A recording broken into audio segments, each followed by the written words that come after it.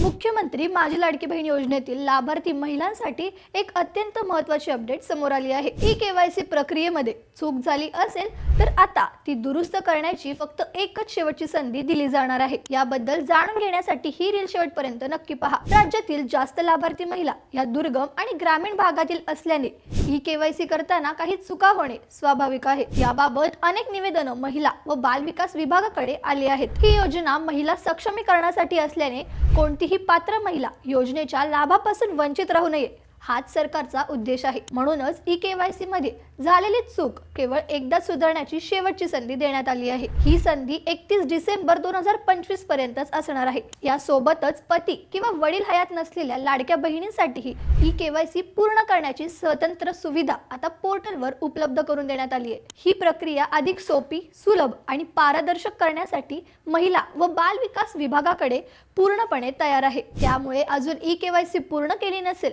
किंवा चूक झाली असेल तर उशीर न करता लगेच दुरुस्त करा, कारण ही संधी पुन्हा मिळेलच याची खात्री नाही। ही महत्त्वाची बातमी इतर लाडक्या बहिणींपर्यंत नक्की पोहोचवा आणि अशाच महत्त्वाच्या अपडेटसाठी थोडक्यातला फॉलो करा।